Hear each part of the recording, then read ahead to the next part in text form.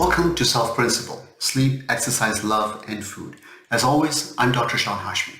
Now today's topic is all about autoimmune diseases and what is the role of vitamin D and omega-3s, and can these two very safe, well-tolerated supplements possibly play a role in either helping or hurting autoimmune conditions? Let's look at the evidence and find out.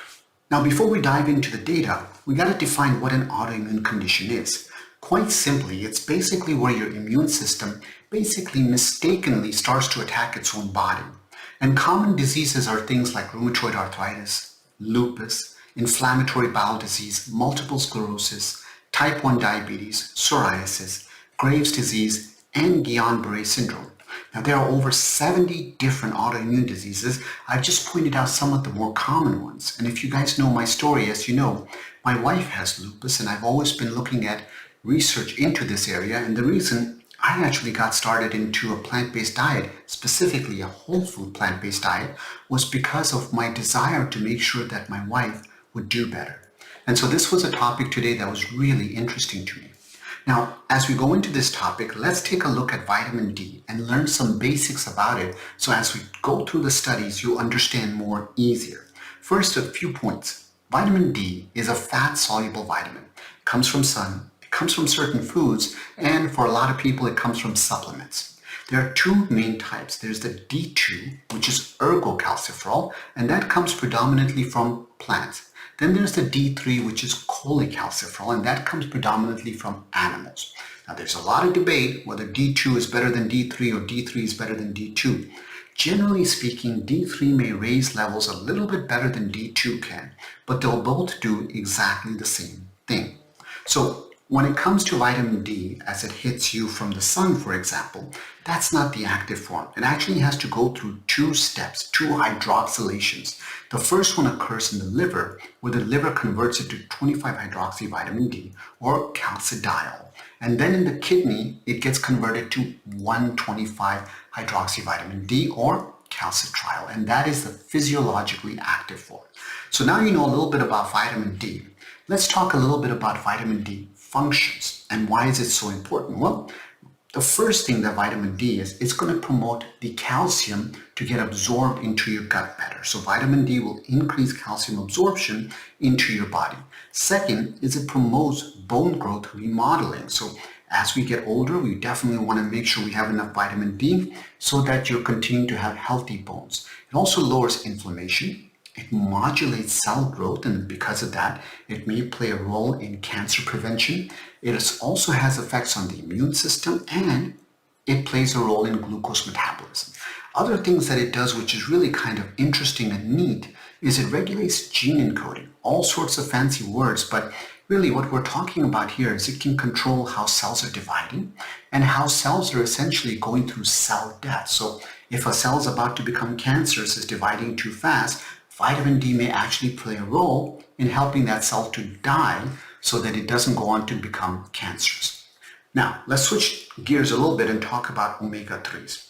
So omega-3 is a polyunsaturated fatty acids. Remember, the two types of healthy fats are polyunsaturated and monounsaturated. In terms of the sources for omega-3s, there's both plant-based and animal-based, but this gets really interesting. So pay close attention to this one. Most people think of plant-based sources as the alpha-linoleic acid, which is flax seeds, chia seeds, walnuts, soybeans, and canola oils. And when it comes to DHA and EPA, they always say, well, it comes from fish. What kind of fish? Specifically cold water fatty fish. So salmon, mackerel, tuna, herring, sardines, and of course fish oil and krill oil. But here's what's really interesting.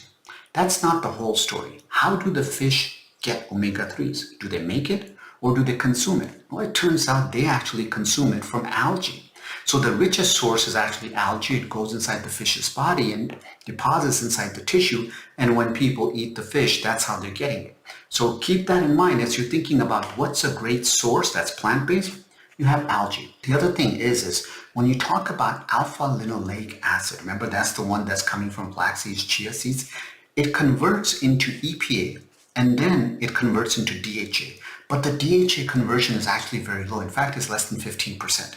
So as a result of it, if you're going to go get your omega-3s from things like flax seeds, chia seeds, make sure that you incorporate them healthy and plenty in your diet so you can get that. Now, in terms of the actual functions and why omega-3s are so important, there's lots of data that's confusing. So let me give you some of the basics.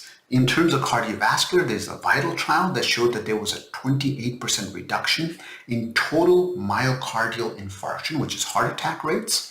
There's the ASCEND trial, which showed that there was a 19% reduction in cardiovascular related death versus placebo going on. So when it comes to cardiovascular health, omega-3s play a role. In breast cancer, there's the Singapore Chinese Health Study with 35,000 women. What they showed was that the highest intake of omega-3 was linked with a 23% lower breast cancer risk after about 5.3 years. In the vitamins and lifestyle cohort study, after 6 years of fish oil supplementation, when they compared highest versus lowest, what they found was that there was a 32% lower risk of breast cancer. So with that, let's dive into this research today, which is really looking at vitamin D and omega-3 supplementation and whether or not that can prevent autoimmune diseases. This is the VITAL trial, which is a randomized controlled trial. It's double-blind, placebo-controlled, U.S. population. It's got 25,871 people, the majority of whom were white, 71% white, 20% black, 9% other racial groups. Mean age about 67.1 years, and half of them were roughly women, 51% to be exact. They followed these people for over 5 years, 5.3 years to be exact. And they had essentially sort of a mixture, a 2x2 factor design of 3 items. One was vitamin D3, and that was at 2,000 international units or IUs per day. They had omega-3 fatty acids at 1,000 milligrams per day, and then they had placebo. And the way they did it was they would have an arm that had vitamin D3 and omega-3, another one with just vitamin D3 or just omega-3, and then one that just had only placebo. So what did they find? The folks that were taking vitamin D, 2,000 international units versus placebo, they had a 22% reduction in new autoimmune conditions occurring. And omega-3 versus placebo, well, there was a trend, but it didn't reach significance, but it was a 15% reduction. What's really interesting is that if you looked at all of the different arms, what they really showed was that if you compared vitamin D plus omega-3s, what they showed was there was a 25 to 30% reduction combined versus placebo. So as you think about this, what is the take-home message from this study and what can you apply in your own life? First, omega-3s and vitamin D3 supplementation is very basic. Now, whether you do vitamin D3 or D2, it won't make a difference, but they're relatively safe. They're relatively non-toxic for healthy people. You can still overdose on vitamin D. It is possible, but very, very rare, except in cases where you have kidney disease. The thing that's interesting is that these two simple things could play a role in lowering your risk of having a brand new autoimmune condition, which can be devastating. And if you're worried about trying to take supplements, don't forget, foods are a great source. In fact, for omega-3s, algae specifically is one of the best sources, and that's where all the fish get their omega-3s. So if you're looking at plant-based sources for omega-3s, don't forget algae, flax seeds, chia seeds, beans, walnuts, edamames. And for vitamin D, most of the plant-based milks, plant-based products are fortified already with vitamin D, so you will get plenty that way. As always, I would really appreciate it if you would hit that subscribe button. I would love to hear your thoughts and comments on this study and any other topics you're interested in. So please drop a comment and I will absolutely reply to it. Thank you so much for watching, and as always, I really appreciate your support.